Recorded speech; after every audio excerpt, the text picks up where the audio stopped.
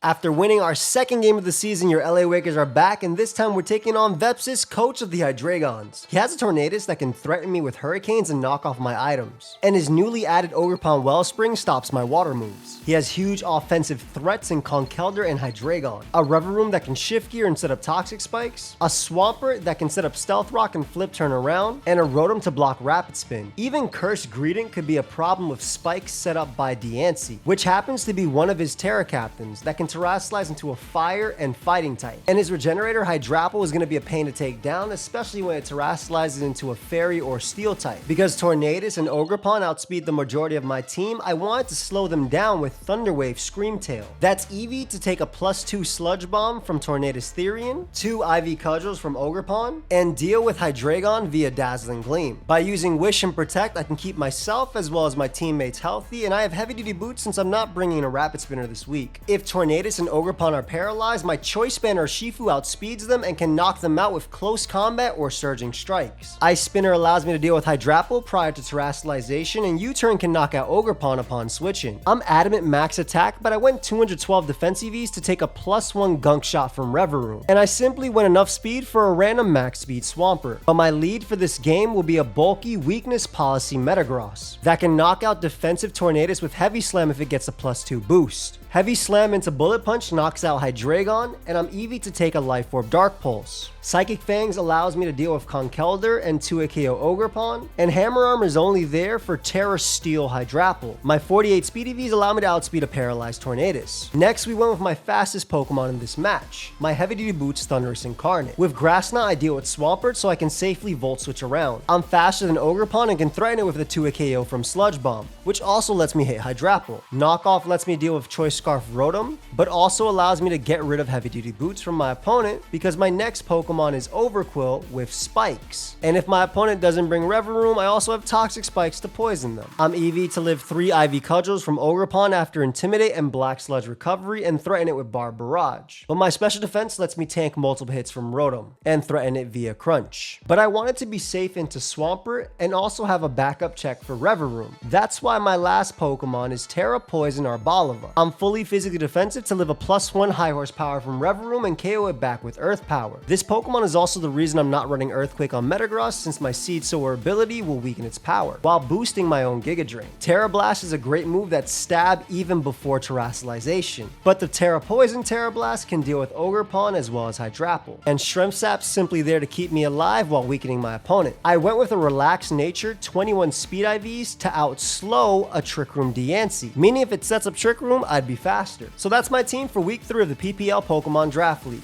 If you do enjoy the Draft League content, let me know by leaving a like, and make sure you sub if you're new. I upload competitive Pokemon every single day, and I have these draft videos up every Sunday. Also, please consider subbing to my opponent Vepsis. He's a great player who's won multiple chips, and he doesn't even have 1,000 subs, and he definitely deserves more. Lastly, I want to give a big shout out to Emil, Owen, Maverick Shooters, Tone, Tony Flygon, and D for all the help this week, and also Pedro for the awesome editing. I've held you up long enough, so let's get right into the battle. So here we are with week 3 of the Pokemon Premier League. I'm playing Vepsis. His team is extremely scary. If you do enjoy the Draft League content, let me know. Consider leaving a like, consider subscribing. On my way to 500,000 subs, and we upload this every Sunday. Also, check out my opponent Vepsis. He's not even at 1,000 subs and definitely deserves the love. A lot of threats there.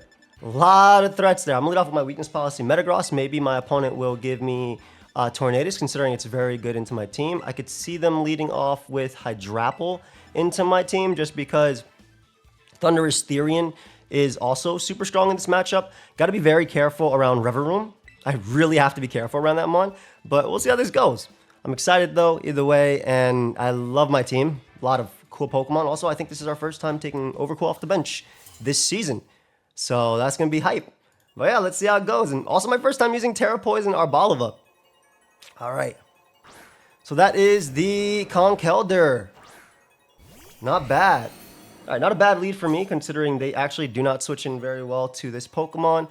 Psychic Fangs does a good chunk to them. I think this is my best play as well, just going for it because they don't have anything activated. I do 77 and 91 if it's 92 HP. So I'll click that Psychic Fangs right now. See how we go from there. Maybe they want to weaken this. They do switch. Perfect. Let's see what comes out. Hydrapple. Brad. Brad the Hydrapple. Alright, Hydrapple is fully Fizz Def. Like, I can tell you straight up, Hydrapple is fully Fizz Def. Oh my god. Dude took nothing from that. What is that, 25%? Ice Punch is definitely threatening. We'll put Fizz Def. Fizz Def. Maybe they end up terrestrializing too into a fairy here. I do think my Thunder Wave is really good into this team. Gonna make the Carnage play. We should be able to tank every hit they want to go for. Them being fully Fizzed up, or at least, maybe not fully Fizzed up, but a lot of Fizzed up means they don't do a lot of damage to me. They, of course, could have, if they're Tera Steel, they definitely have like Heavy Slam or something, so I'll be aware of that. I'm assuming a Tera's gonna come out here.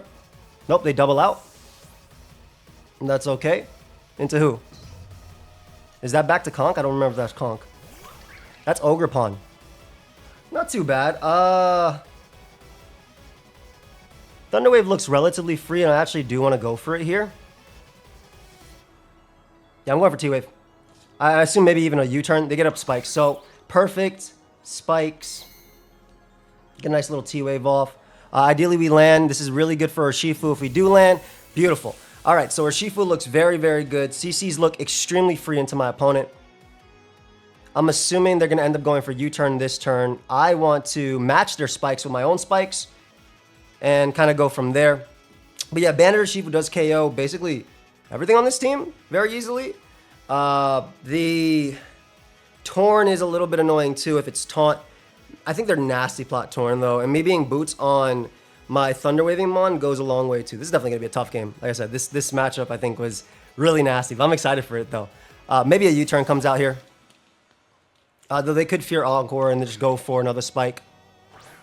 Again, Conk is very, very, very problematic, but we just need damage. Let's see. There's another spike. Yep, makes sense. 2 layers. Yeah, we're playing a full spike game. Absolutely. It is what it is, right? Absolutely expected too. They should fear a poison move, but I want to get up a spike anyway. I want to get up as much damage for Conk. This thing being paralyzed, like I said, is so good for my Mon in the back. Also, Arboliva looks really, really, really strong. It's only Torn that's the giant threat. But, I mean, it's Torn, so we expect it to be a giant threat. He should definitely have Hazard stack me, though. I agree with that. I don't think my Cyclizar was that amazing in this game. They're just getting up all 3 layers, which I think is very fair.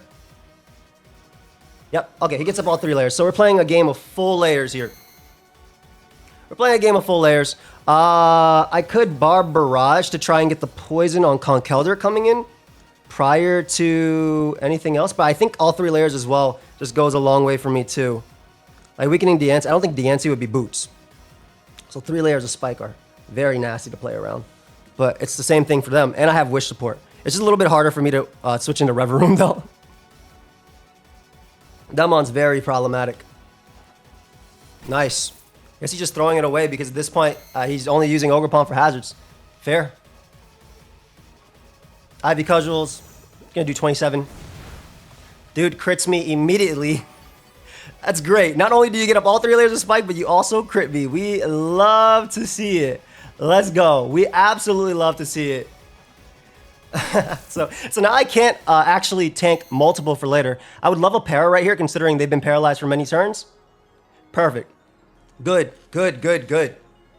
Honestly, a little deserved there too. So I'm actually outside of range of the next Ivy Cudgel.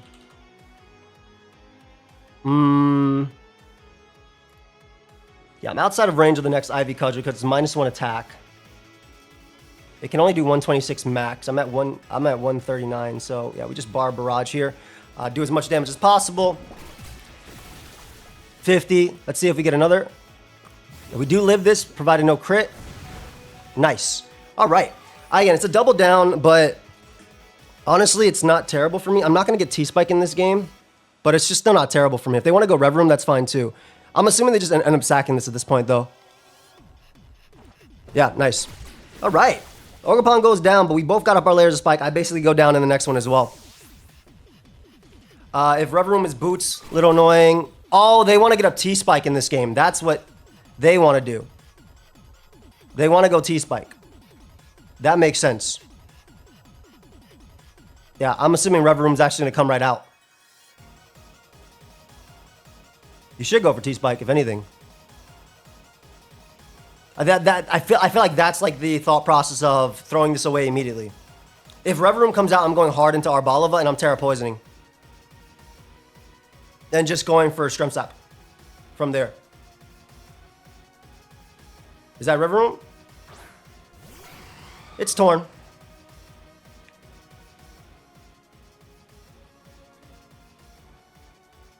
Should be a free this. I have boots, so we're okay. We'll find out if it's specs or not as well. I don't know if my weakness policy is going to do a lot there, but the fact that Ogerpon is gone just opens up a lot. So I am Spadef on Screamtail 2. Tornadus. Air Slash.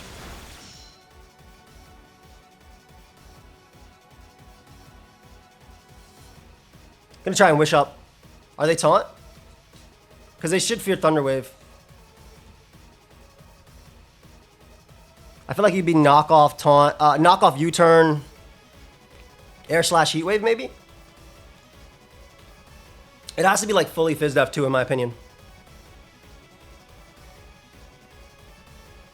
They should fear Thunder Wave though. Like they legitimately should fear Thunder Wave.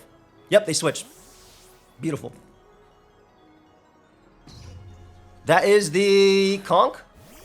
That is Conk. All right, not too bad, not too bad. Get a nice little wish up. They try to get their guts activated. I'm going to wish and keep this guy healthy as well because I want to be able to always come in on Hydrapple.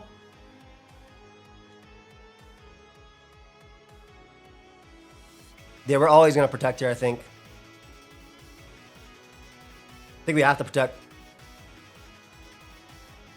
CC also picks up a KO on Conk from that percentage.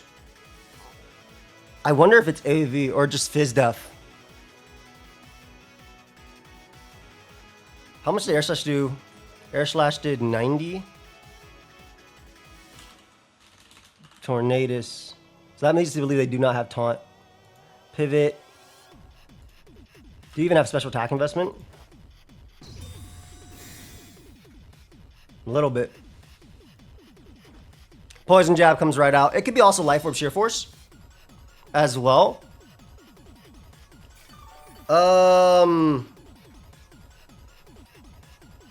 I'm going to play a little risky game here because I do feel like now that Ogerpon's gone, I have an okay matchup. So I'm going to sack Overcoil here. Not risky in this case. I'm going to sack Overcoil here. And I really want to bring out my Urshifu and just click Banded Adamant Ice Spinner. Like high key. I gotta be careful though. Rev Room is such a threat, man. Yeah, Poison Jabs again.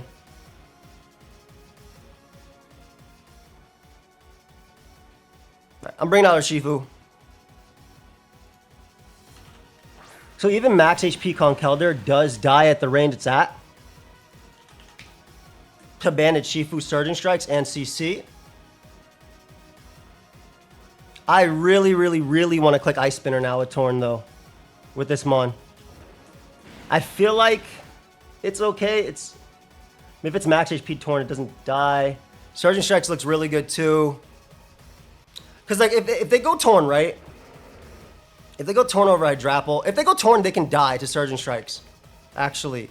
So I think Surging Strikes is better. But it's about, do I want to call them staying in with this Mon versus them going out into Hydrapple? Because Surging Strikes also does KO max HP Conk at that percentage too.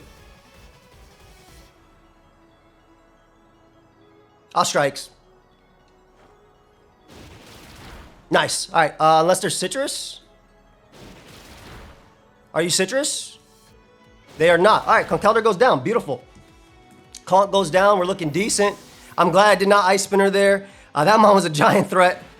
And now they know I'm Choice Band as well. I mean, I brought it out for a reason, right? I feel like I had to be Choice Band. All right, we're looking pretty decent. It's not like the end of the world. It's not amazing yet either. But we're looking okay. Especially if we can get a T-Wave off on something. I'm still very worried about Diancie, and I'm very worried about Rev Room. Rev Room's a giant threat. Like, Rev Room is a giant threat. They are heavy-duty boots. Boots. I wonder if they Tera Steel here. We'll always go out to you. Always go Carnage. If they double here into Rev Room, because I do want to click Surging Strikes here on Rev Room, but this Mon, if I get in position with Thunderwave, is just so good. Will you switch out to Rev Room though? Also, Hazards on Rev Room is really good too. What are you doing? There is the double. I really want to click Surging Strikes there, man. Jeremy. Big old Jeremy. Jeremy comes out. Yeah, I knew it.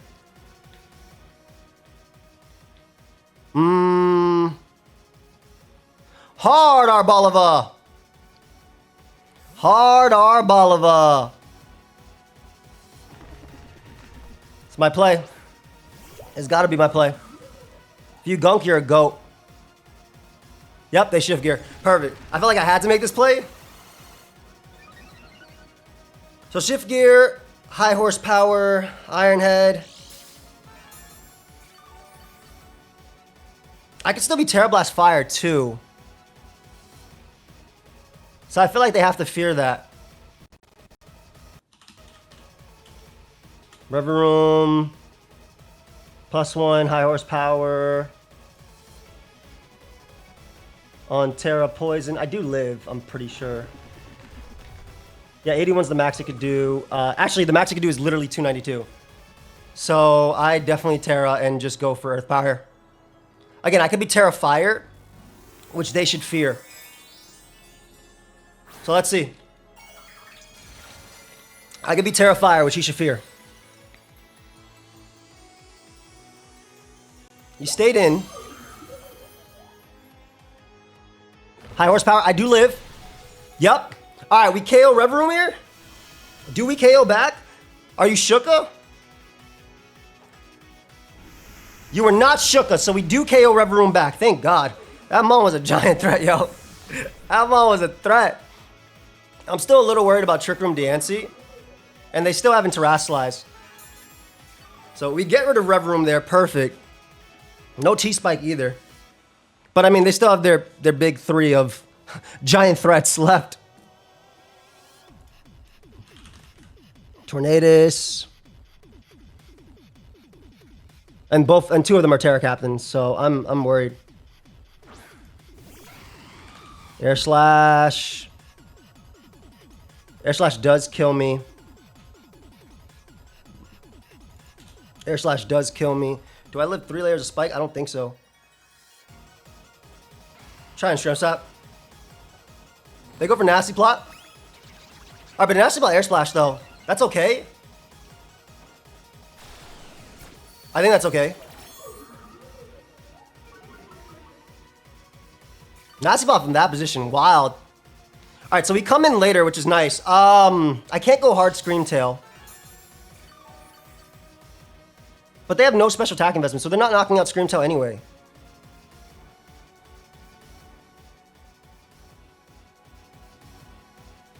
I think I just Tera Blast.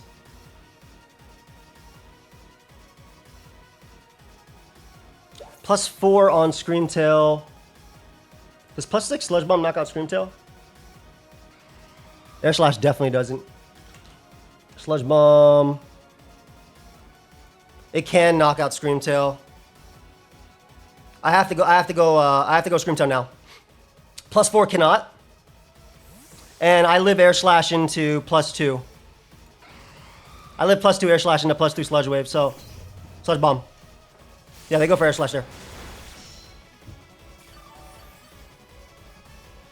That did 432 to... Okay, 167. They have very little special attack investment.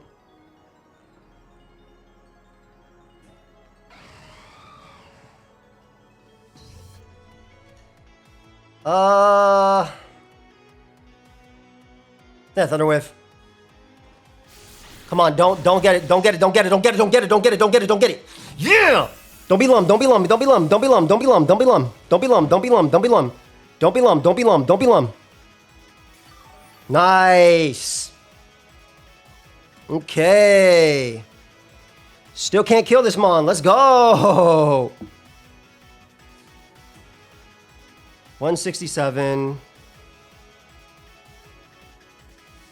I'm going to protect once. I think I actually have to keep this mon alive for DNC, which I assume is some sort of Tera fire set, fighting set. Yeah, all right. Get the last turn of terrain here.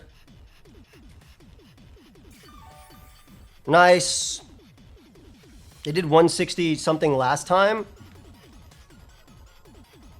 Can this thing eat a hit from DNC still? I think I wish. Wish. And pray. Like, actually. That Meteor Beam or Rock Pasha is really annoying, too.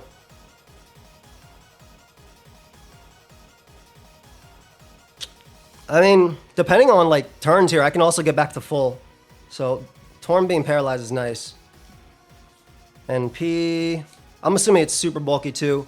It's like it lives a hit from Thunderous and stuff like that as well.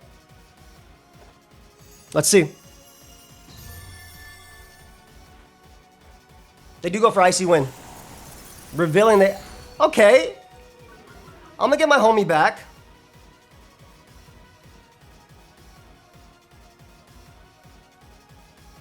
I think it's better just to protect. Even if they nasty plot again, I don't think that matters as much. I think it's way better just to protect. Again, I don't think that matters. I think being healthy so I can take on Hydrapple makes more sense. Well, that's a good move, but... Because now I just go Metagross, I think. Arboliva is still useful if it's Tera Fairy and also if it's Trick Room Diancie. I am slower than it, so it's still useful. And if they have to Heat Wave here to knock out Metagross anyway. So we'll see. Because this guy just always comes out and gets the Wish Pass. Plus my Thunderous looks insane. Like Thunderous actually looks insane at this point. We'll see.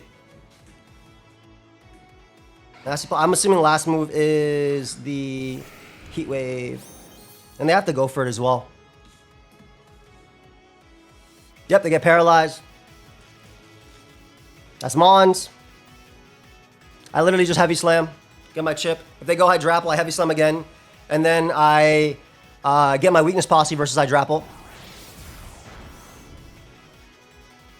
They do go for the Heat Wave. Knock me out. Perfect. I mean, not perfect, but, you know, it's Mons. It's not perfect. Don't get me wrong, it's not perfect.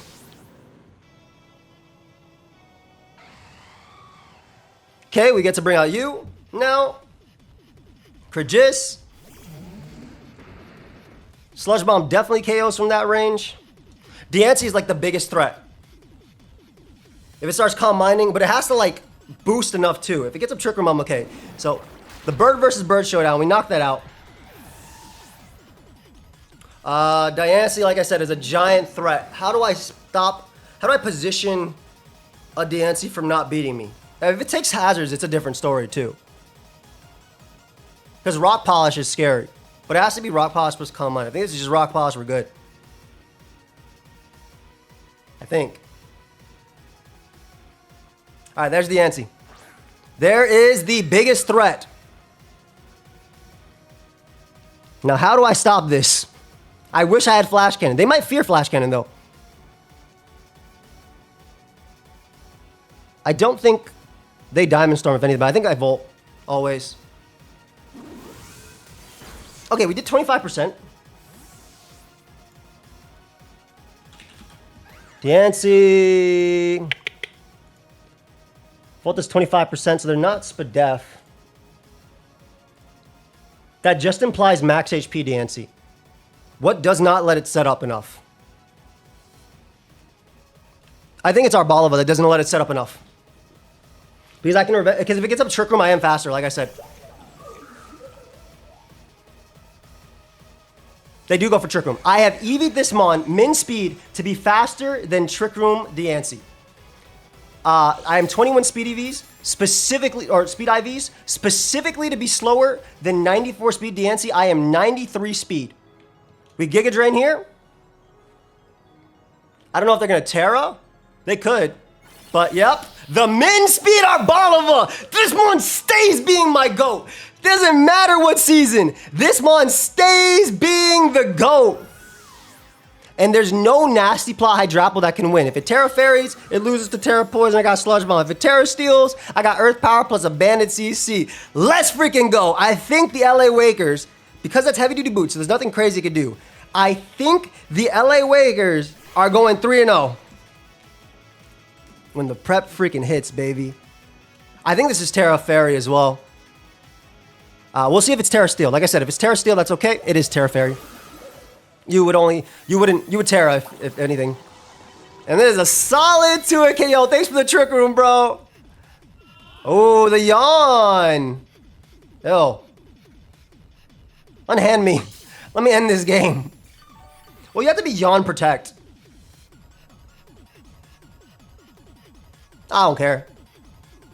I'm not losing to... It can't be yawn, protect, nasty plot, recover, and everything else. Arboliva is my GOAT of this season. Once again, putting in numbers. This mon is so fire. I hope you guys enjoyed this game versus Vepsis. I was very worried about this matchup. But man, my mon just put in some crazy, crazy work there. They just put in some crazy work.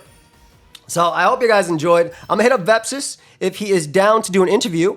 And I will see you all. Shout out to Maverick Shooters, I think. It was either Maverick Shooters or Tony Flygon that said to go 1 point faster than Arboliva. 1 point faster than Trick Room Diancie, which was an amazing call on his part. It was either him or Tony Flygon. Also, both amazing people. I think it's so fun that I'm working with Tony Flygon as well. Again. But I hope y'all enjoyed. Leave a like. I'll hit up Vepsis. Your LA Wakers are now 3-0 in the season. Going into week 4, right before Subathon, where I'm not going to be able to prep like I'm doing, and we're probably going to lose every single game during Subathon. So I will see you guys. Good game, Vepsis. We'll see you. So we're here with the post-game interview. I got Vepsis. Like I said before, Vepsis is not even at 1,000 subs yet and definitely deserves the love. Very strong player. Made a billion different changes before our game as well, just team-wise, which had me like freaking out in prep. But Vepsis, you want to talk to the people? Yeah, I'm really happy to be here because like I've been watching so many draft league battles from your side, and I literally before we started playing, I even saw your week 2 interview with Iron Buffing. So I'm happy to be here. Hopefully, people who have been watching me, some of you have already gone into my channel, and I'm really grateful for the subs. But it was a really exciting opportunity coming into this week. All the preparation and getting a chance to play. Obviously, the outcome wasn't something I was hoping for, but overall, this was like something that I will always, remember in a way that because this was my first, and I don't know what the future has with me. That if this is gonna be the last time we get to play, hopefully in playoffs. We would have to make finals, right, for us to make playoffs, basically, or semis.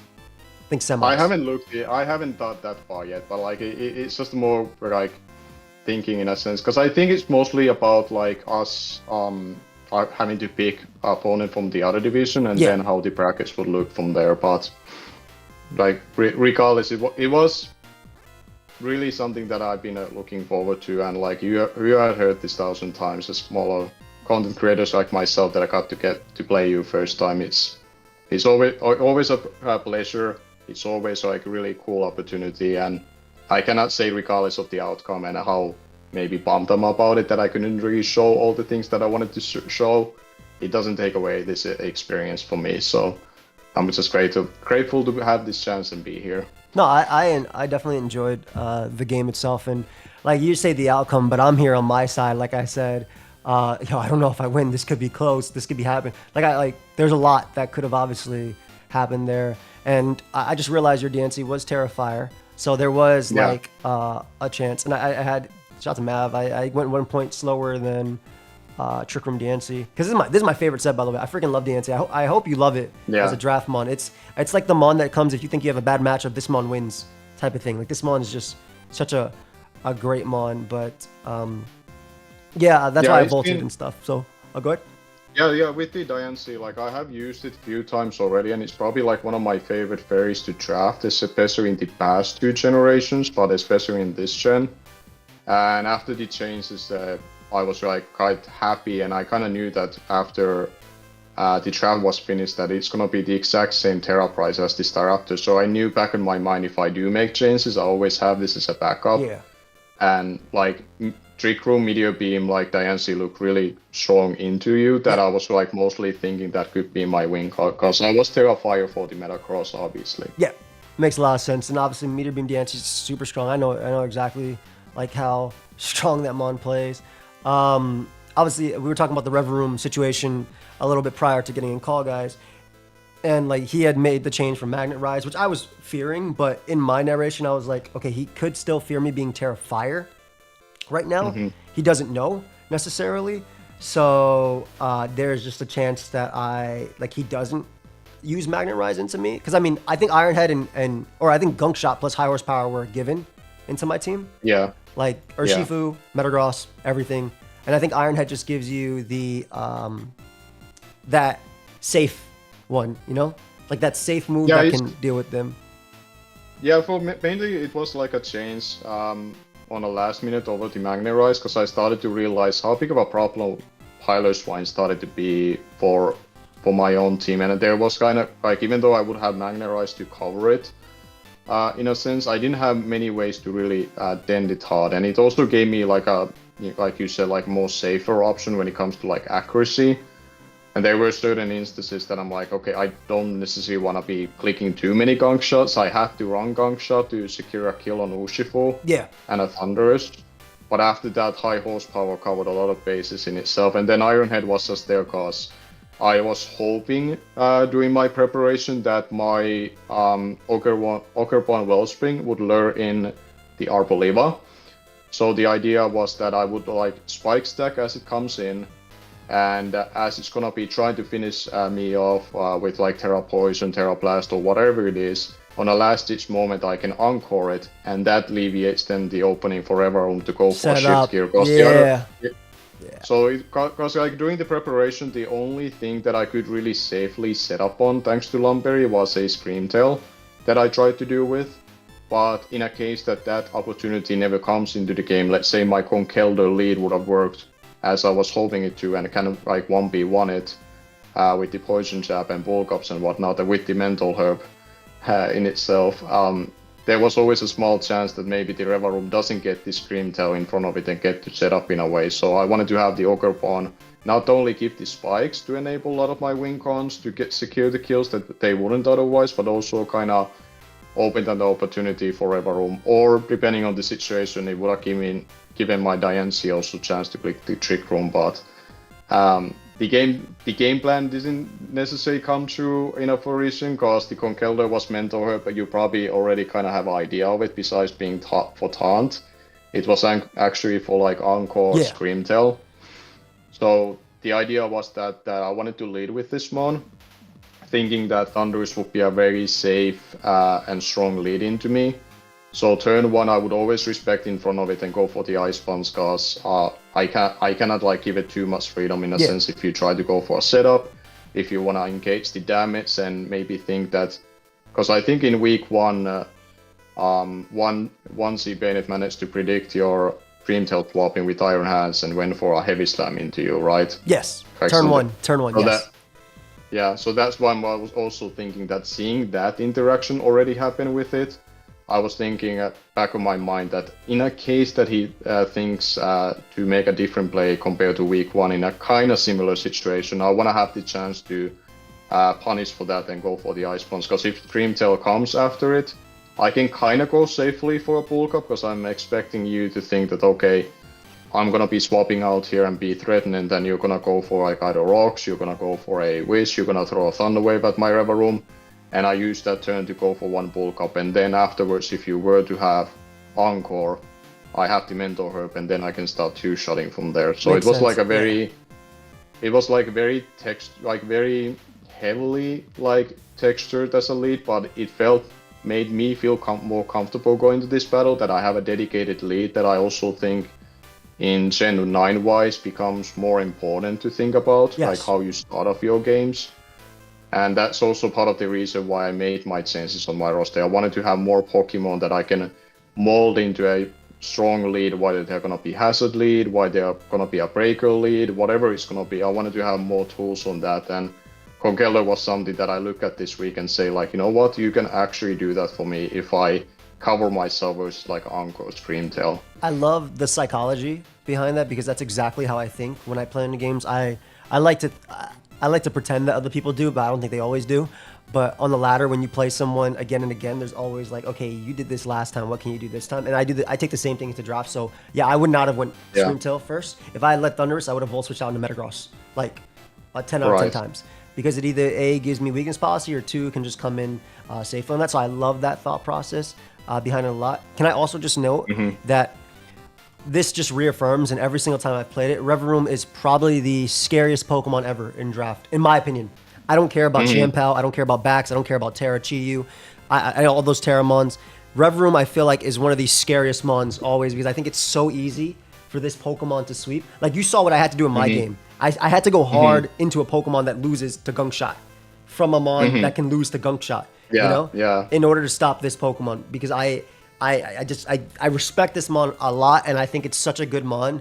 And I actually EV'd my Urshifu with 212 defense EVs to live Adamant Gunk Shot. It only does 84 max, I believe, Adamant Gunk Shot, so I can live it and then knock it out back.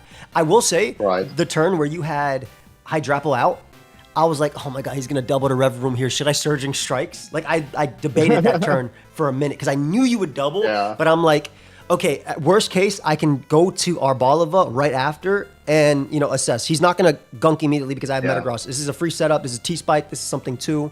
I was also thinking potentially T-Spike could be scary from this Mon, so I would go Arboliva anyway, Tera and Earth Power just to absorb it later. That's why I was like, okay, maybe he's sacking Ogerpon to get on my Overcool to get up T-Spike later. So I'm going to save that sack because even if it dies to hazards, it still absorbs T-Spike. So that's what I was kind of thinking there.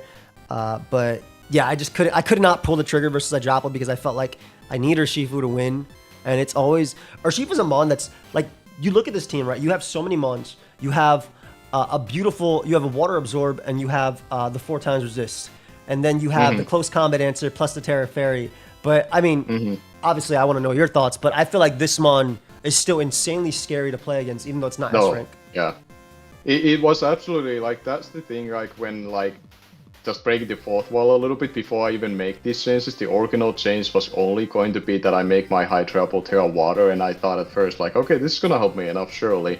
And then I look at my roster even further down the line and be like, am I gonna really feeling like using this team not only versus you, but like the weeks coming ahead, because I already had tough experience building with it in week 2, because I'm gonna be like giving probably the biggest shock of the season by saying that it felt boring to build with. I know it's really shocking, but that's kind of like the... No, enjoy your game. Enjoy your team for sure. Yeah, but like it was kind of...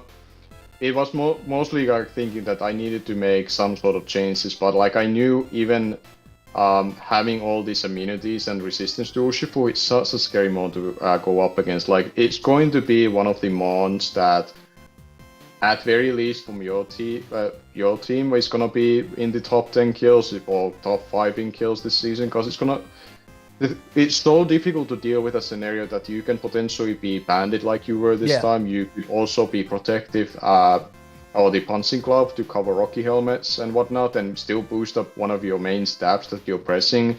You can be Sword Dance Trailblaze and use like Screamtail for screens that, like you had screens already week 1. So like, by you having that, the Urshifu in itself, and also the tools that you have working with, it's still such a difficult mon to deal with. And like for my behalf, it was kind of like, okay, I kind of just run Hydrapple here. I'm gonna keep it natural typing as long as I can, but there's probably gonna be a situation that I have to cover my bases versus like a close combat play or potential Ice Spinner play that you also had, because it's just one of those turns away to be taken care of. And even then I have to also have heavy duty boots as my item, because I got rid of my remover, and even if I had it being Fortress, I never felt like it's gonna be able to come into this game. Like it, like you said already, like when you look at the traps as a whole in a stream and mentioned about the fortress in itself, and a couple of other people. Like, it's very tough mon to bring. Like, there are some niches that it got this gen, but that makes it a better mon than it used to be. But still, it was really tough to fit into a team in itself. So, like, for me, it was always gonna be tough to deal with, and I was kind of handicapped in a sense that I have to bring my first 3 mons. I have to have high travel with heavy duty boots. And then I also have to think about the fact that I need to terrorize it at some point, which no, I have to kind of resort to a way that what kind of situation I was, because Diancie was also planned to be a Terramon at the very end, or hopefully to win. Yeah, I was also thinking like you mentioned as well about Fortress. I'm verbatim. I said it sucks. As a spinner, I want to be clear, as a spinner, I think that the fact that it has Ice Spinner and like Iron Defense Body Press, I think it has a lot of like tools with that, but using it as a spinner is not great because of its lack of lack of recovery, and it's hard for it to spin. And like you also want to use it as a mon. Like I enjoy Fortress as a mon itself, but I didn't like it as a spinner for a team. Like if you pair it with like Chase has Hatterene and things to like move around from there. But yeah, like looking back at her Shifu too, like the reason I thought Bandit was also so good is because like if I get a U-turn right on Hydrapple, or a U-turn kills Ogerpon, and a U-turn on Hydrapple, even fully Fizz it's taking like 30-40%. Like I'm getting so much damage. So that's why I thought it was a cool initially into this. I also wanted to go Banded Metagross initially and with Trick to stop the Hydrapple from coming in. Because I was actually struggling with Tera Steel Hydrapple with this version, only because it would run Heavy Slam for Screamtail. So, because I still have Gyro Balls, but Heavy Slam would be annoying. It wasn't as, like, it had to come in. If I get up all hazards, it wasn't that bad. But it was the combination of, like, Tera Steel Hydrapple plus, like, a Hydreigon that was Thunder Waving my entire team. Everybody brought sub Thunder Wave Hydreigon into me. Scum. Oh, yeah. Literally everybody was scum. And it would 1v1. It would do 23% to Screamtail with Dark Pulse, but it would beat it because of Thunder Wave and Dark Pulse flinches. Yeah. So it was just like little changes. Initially, I also had like a Calm Mind Screamtail again into this game, but it wasn't strong enough. It wasn't strong enough. It was really hard to end up using. So I ended up going this. I was originally fast in Ogerpon. I said, no, wait, this is dumb. I need to be able to take on +2 Torn. Can I just say, I freaking hate calking. I really hate calking because your air slash damage on my Screamtail is just like a couple points higher above 0 investment, and I hate the fact that you have 224 investment and that damage calc is so close. I really don't like that at all. Like I absolutely it wasn't by design, like, funny enough. It was only with the expert belt to secure a kill on Thunderous on offensive spread. Because like I was playing around with different kind of items, like in this match, so it would have been nice to have Lumberry based on how things went. But I went on expert belt because I wanted to kind of like, worst case scenario, I wanted to force a situation that if your Prankster Thunderwave Thunderous, I can at least trade it off, because that's one less form of speed control that you can provide some of my setup, or dealing with like, Thunderwave doing Thunderwave things. Like you already talk about Hydreigon doing that into you. I had to also worry about that, because my team was pretty freely Thunderwave span outside of Conkeldurr, which wasn't Guts this week, because I wanted to secure the kill on Thunderous with the Ice Punch, but like for the most part it was kind of free into me as well. So that's why kind of like the special attack was there. I think it also made so that I lived a extreme speed for Mente if it's Adamant Bandit, or on most cases I think it was like a roll in my favor. So there was a little bit of like me trying to like gain as much bulk as possible for your physical attackers, because your team, like for the most part, like the scariest part of it is like Urshifu and Tera, and they're like, it's mostly physical offense that people are spooked by, and there's not gonna be a one way or one thing that can deal both of them at the same time. So it was like I have to try an attempt while I'm not paralyzed to take that hit while I can. And same from the Metagross, and with the expert belt, it kind of covered me also the fact that if you're like bulky weakness policy, because that was something that I saw often in my mocks. Like if they were either agility weakness policy 3 attacks, or they were just holding weakness policy even with stealth rocks, because it just meant that it can be a rocker for you, but also at the same time it can secure a kill on tornadoes if I'm not careful enough. Exactly. Like going for Love go for a raw love that heat you had that wave. in mind, by the way. Very much love that you Yeah. had that in mind. I kept like this was the first mod I built when I just looked at your team. So I was like, if he knocks turn 1 with Tornadus, I kill it with Heavy Slam, I'm good. And I went like back and forth between Ice Punch and Hammer Arm on Metagross. Mm-hmm. I ended up going with Hammer Arm over Ice Punch just because that Tera Steel was a little bit frustrating, but I also didn't have like overcool spikes on that build, and I didn't have knockoff on Thunderous initially. Like I really like this Thunderous set into you because it kind of puts you in the vortex. It only struggles with Hydreigon, but like knocking off your boots and then volt switching around, Grass Knight, Sludge Bomb, it just felt really, like it felt like really strong into this matchup. Even though I didn't end up bringing it in too much in No, this but one. it was already like Thunderous in itself, like because I couldn't really tell what all your 4 moves are going to be. The first 3 were kinda given in a sense, but there wasn't much I could do about it because my ground type would lose to quite quickly to it anyway. So I cannot like block your wall switches and Sludge Bomb covered Hydra or wider neutral typing, or if I turn into Tera Fairy. And removing just the items, because removing knockoff or using knockoff and removing items were always kind of like a fail-safe play from your side, because even if Hydreigon comes in, you at least recognize like what item it is, and if you remove our choice scarf, then it's all of a sudden a speed control that I don't have anymore to deal with a lot of stuff, and like it's just like probably the best move in the game in Gen 9, and like it's been always kind of like that way, one of the best moves. But I think right now it definitely is, because any kind of item removing combined with the hazards, like it's gonna tear teams apart in slow ways, and it just gives you a lot of knowledge that you need to have in Wi-Fi games. Yeah, I agree completely. I love the I just love the approach you took though, like spike stacking, giving up Ogre Pawn to kind of force progress with Torn and like Rev Room later. I really enjoy this team. Even now, like I'm respecting Yon a lot more too. It's like, you know, if I wasn't running boots on these mons, well, I only run boots on 2 mons. My guy that's supposed to support the entire team with its massive HP stat, and obviously Thunderous, which is supposed to tank hits as well. Yeah, like I kind of had to have the Yan in a sense of, cause it gave 2 things for me. One, well, there were actually more than just the 2, but I'll try to keep it very short in a sense that it covered me versus a setup offense from your side. It covered my bases versus any kind of weakness policies that I might proc versus the Metacross again with Earth Power, so I really didn't want to even run the move in the first place because I never want to click it versus it. It provides a potential opportunity to either give my monster a chance to set up if I do manage to put something into sleep while I have my spikes up, because I could put you in a situation that you just cannot afford to keep swapping. Eventually you have to bite the bullet. And therefore, besides Encore for my Ockerpon Wellspring, if he would have been able to get a fast Encore off on Overquill or Arboliva after getting those spikes up, he could have enabled the opportunity for the Rever Room that I wanted to, or Diancie. And Yan kind of functions in a similar way. Obviously, it's easier to manage, but it was mostly just a defensive play, but also allowed a lot of my offensive plays to be, hopefully, to happen in a battle. At least that was kind of like the angle and hope there. No, I love the thought process a lot, dude. I really do.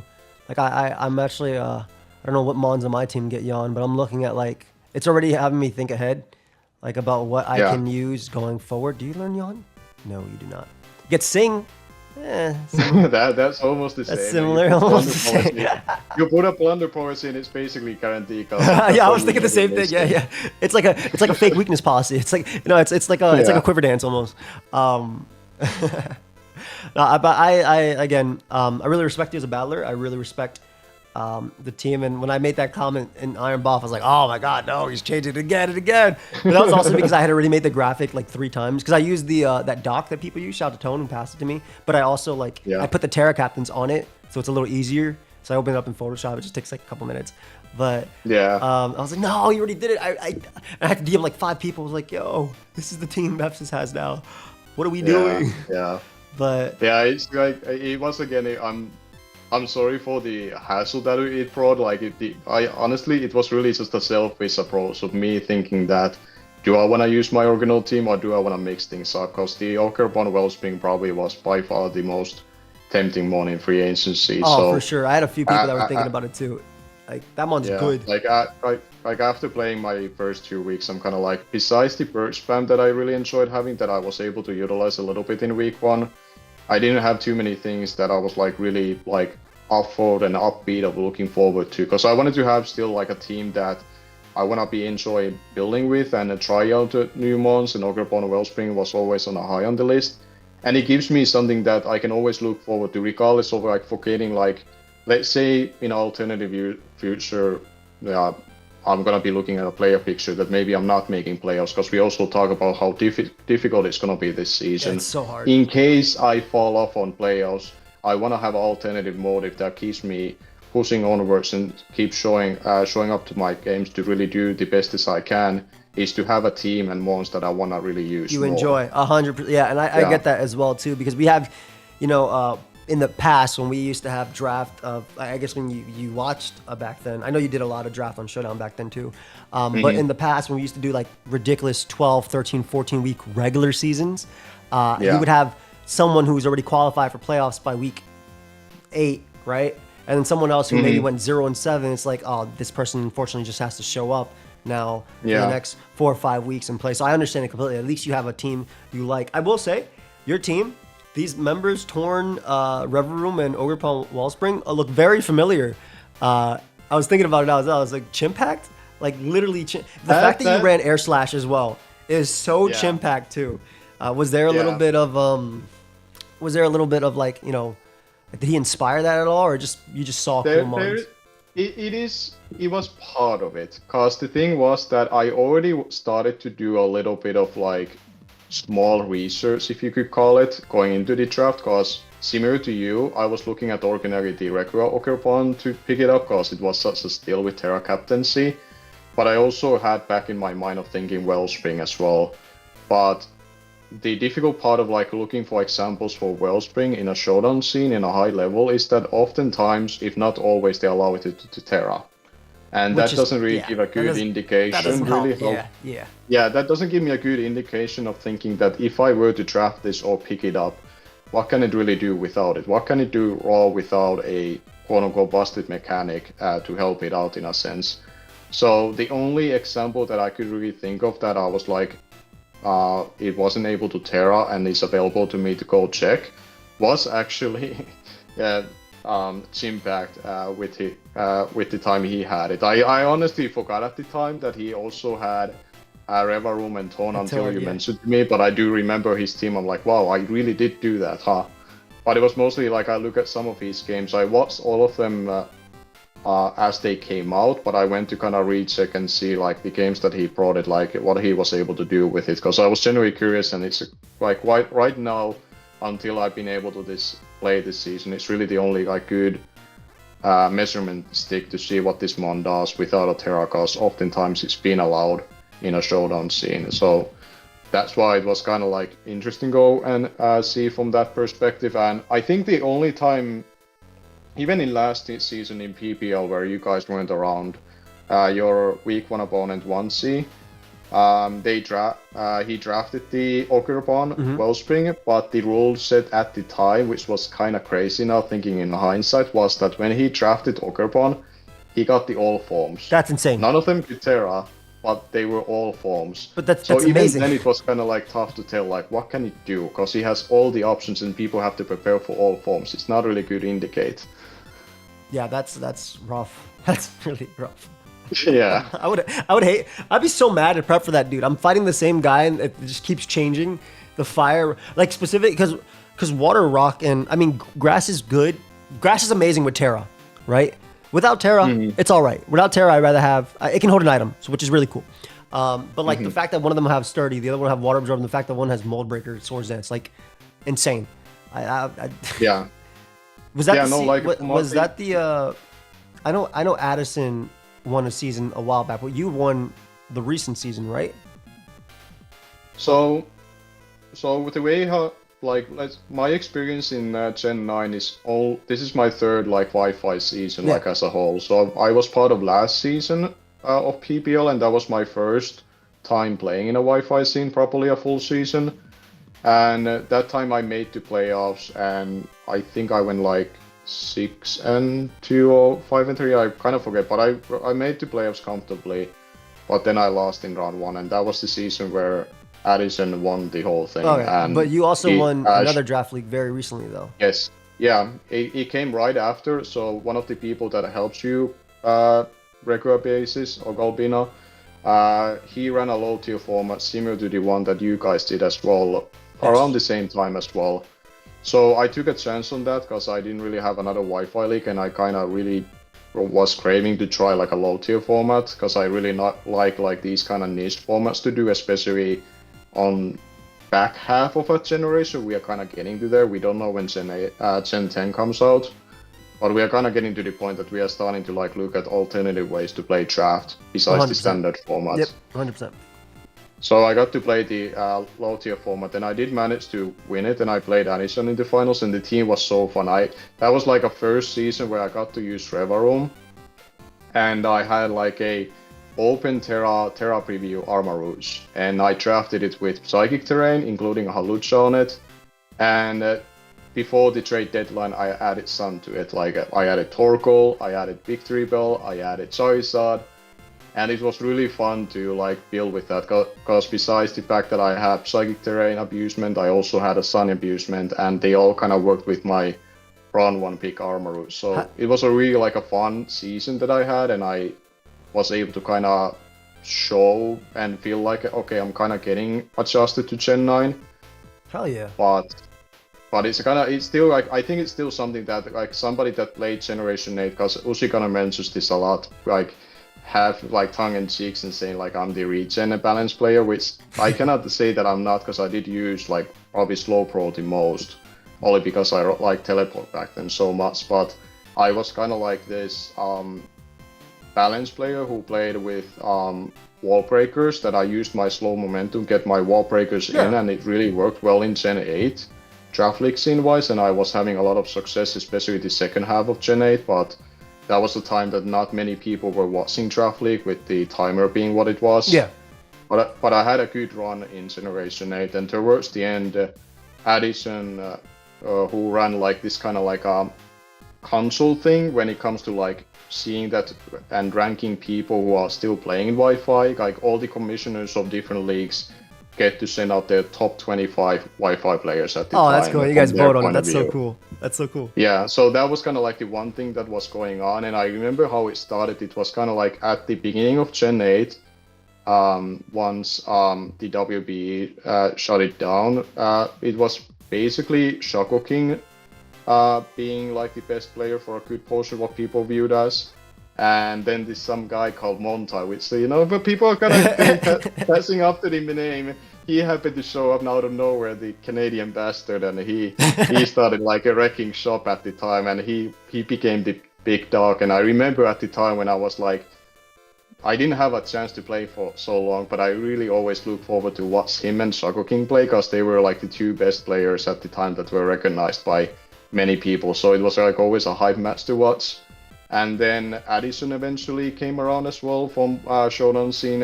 It was kind of like myself, Dr. Slacking, who drafted the round 1 Trappings, who I met in person in London, who I'm great friends with. Yeah. So like me, him, and also Automatic, who is somebody that I've known for a very long time, like 9 years already. I miss Auto. And many of you know him from the website guy who got to play in WBE a little bit. He doesn't play Pokemon anymore, but like 3 of us basically got Addison into Wi-Fi scene at the time. Like first she took a different league, and then she joins Automatic's league called UBL, where I played a lot. And from there, as the generation went along and Addison got like her footing and her experience and influence in, she started her own league called Champions of Galar, which was mostly at the end of Generation 8. We managed to have 2 seasons, and I think the first season Montai managed to win it, and the second time around, me and Addison went to the finals, and there was a conflict with the timer, and we couldn't get the proper outcome, but we end up doing a situation that both of us end up being champion, because we really couldn't tell who should have won that one. Yeah. Oh, so it was like really like cool, like this kind of Generation 8 phase that I've mostly been known for and been playing around. But again, like the audience wasn't really there for different reasons, especially because you guys weren't able to really provide the content that you guys want to. I'm talking like yourself and many other people who have a big following in Japanese. I didn't mind playing with the 20-minute timer because I can play fast if I need to. Like my timer probably never went down under 4 minutes. Like as in 4 minutes never went down on my timer whenever I played those seasons. But like people like Gator could not do it. Gator loves to take his time, loves to think, and I mean his skill showed for it too. He made playoffs plenty of times, and he hated that. A lot of people quit, and it wasn't even just the chess timer, because chess timer we can adapt to. It was the hoops we had to go through to set up chess timer, and then it not always working and it disconnecting, as you mentioned. Like I've disconnected maybe 16 times in a draft game at a point, and it was like, yeah, we're not doing this anymore, like, at all. Yeah, like that's why we stopped. And it was literally the timer. Like I know some people, like Dr. Slacking, for instance, back when Matthew Drafts was Dr. Slacking, said it wasn't the timer, it was other things. But no, for all the big guys, it was. I can tell you straight up, it was the timer. It was straight up the timer. We couldn't do it. But I love what draft has become now, though. I love what draft has become now. Yeah, no, it was a very like polarizing topic at the time, but I could fully understand the people that felt like, or the content creators on this case, like who were mostly bringing the viewers from their YouTube channels for the draft league scenes and kind of introduced to it. I can understand the like conflict between it, because like for me it was really tough. I remember my first game, I literally timed out because I was so accustomed to myself similar to Gator and many people to the 60-minute timer in Gen 7, because I literally got the chance to play at the end of Generation 7 for Wi-Fi scene, and that's where I started doing the YouTube stuff. So I first got accustomed to that one, and then we jump into the chess timer, which in itself took a little while to get accustomed to, but like I'm in a boat like you and Dr. Slacking and many other people that did manage to like stay around and play it, that I didn't find it that difficult to manage the time when I'm playing it. But the big hustle was getting it to work. There was never always a guarantee a situation that, because it's a huge time commitment for everybody. Like for me, it's a huge time commitment. Thankfully, with a lot of American people like yourself, you're able to agree with a time that works well for me because I'm 7 hours ahead of you. Yeah. But if it's a situation that we agree on a time like this and it's not working and we don't know when 2-3 hours, exactly. Yeah, it's already past midnight for you. Exactly. Yeah. And that was things that happened a lot, because you remember those draft leagues weren't just Americans. It was like probably 50% American, 50% European from somewhere, right? So like everybody at the time, we just couldn't do it. People were not enjoying. People were showing up playing 3 hours, 4 hours games. People were not satisfied with their games. I'm glad that we're not at that point anymore. It took us a little while to get here, but like I know some people still don't like that they have to set up a day in advance. Though you could get around it. I like it. Like I said, I like where draft is now a lot. I like that. Like I understand a little bit, because one of my friends, who actually you got to talk a little bit, because he did an interview with you earlier this year for his school stuff or studies. He goes by Licious or Martin. Yes. You may. I know. I remember. So he's somebody I've known for many years, and he got to interview you at the time for it, and he's like in a same boat as idea of thinking that, oh, I don't like that I have to set up a competition and it has to be this 3-hour commitment. What if I cannot do that? Like the hassle that you have to wait a little while for that competition to end. He doesn't enjoy that himself. But personally, I'm mostly thinking that it's a good thing, because I love the fact, again, going back to the idea that I'm a European, and everybody's for the most part grown-up people who have either adult jobs, as part-time their job, and they are very restricted with their time. Myself, I work as a chef in the kitchen, and obviously whatnot, I have my full-time job working with that.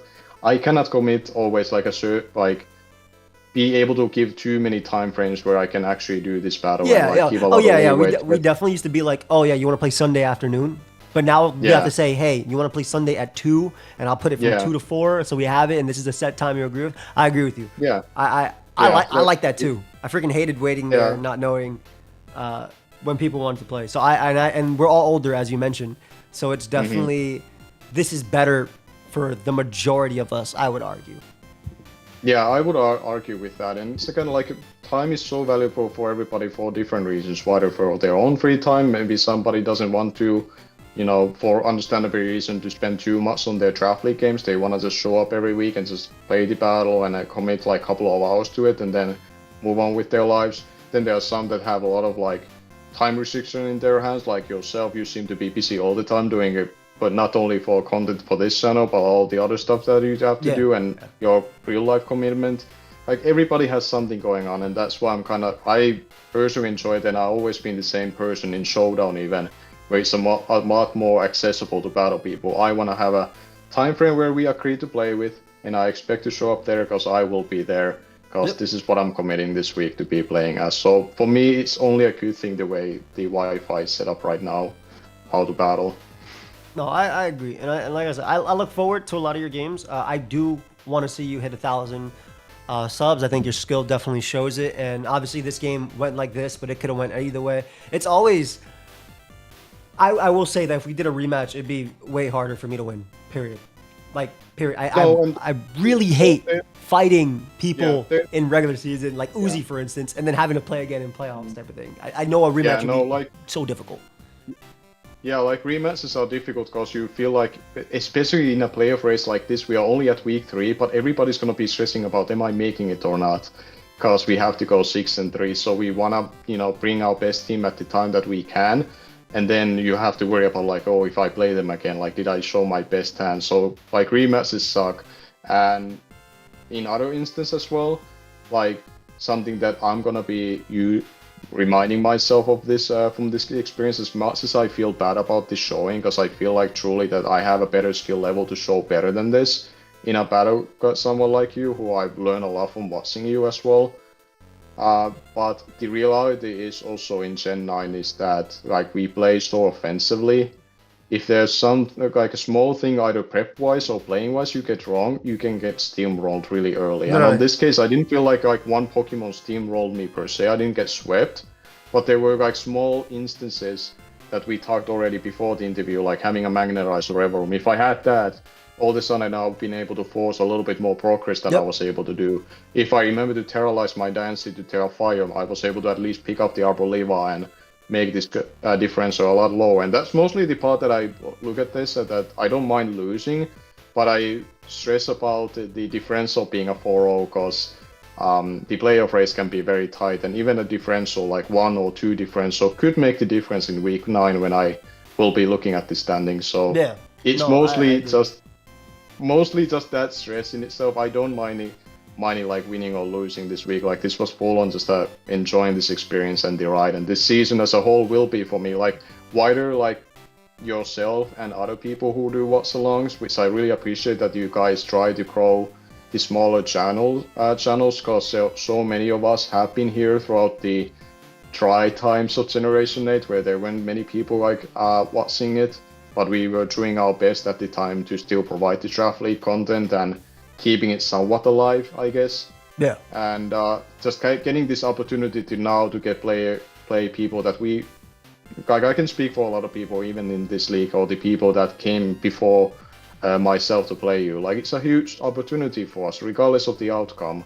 And it's cool that if it does bring us to a point that I get, for example, 1k subs, maybe it leads me somewhere. Maybe I start doing more frequent uploads. Maybe I start becoming like similar to what Okalbina does on his channel. Like he does a lot of different draft league stuff besides his battles. Maybe I eventually get there as I see more people enjoying my content.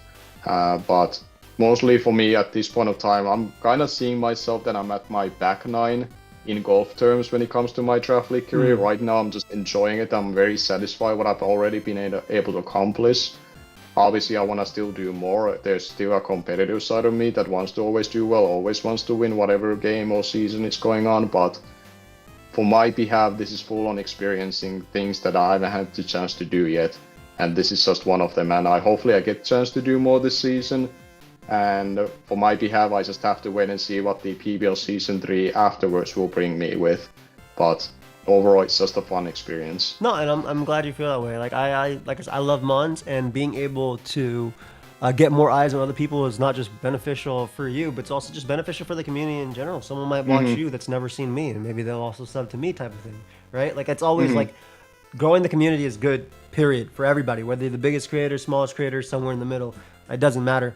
So I do appreciate the draft content. I actually went back and watched, I think, all of your it was Owens. I kept mixing up with the PPL because I watched some of that too. But all of your Owen run, I was like, yo, this team was fire, like type of thing. Yeah. And you had drafted one of my mods I really want to use, but I've never done it. But it's also super annoying to prep for, and that's Armor Rouge. So I'm excited. I'm excited to see where the future leads. And do you have any last words you want to tell them before we sign off this interview? Yes, it's mostly about, it's not going to be about myself. I want to use this little opportunity to bring up a friend of mine who is helping me this season with the thumbnails. I know there's a lot of like different graphic designers or thumbnail makers already around, but I have a good friend of mine who goes by name, funny enough, Detective Butters, who I've known for a very long time. She's from our community, similar to Automatic and Martin and whatnot, who I've already briefly mentioned, and she was willing enough to help me with that, and I'm gonna be paying for her, and she was very reasonable with the price she gave to make the thumbnails for this season. And I want to shout out her, and her information will be all of my videos this season. The first one you're gonna be seeing there, you're gonna see her Twitter, X what she goes from there. You can see her Discord name. So if you're a smaller content creator like myself, that you're looking for somebody help you out with the thumbnails and you're not great with making those yourself like I am horrible making them, I always need to reach out for somebody, I would highly recommend her. And I know the money will go in the good place because she's been in a relationship for I think 3 years now, and she's in a long distance relationship with somebody who lives in America, and she's from Netherlands.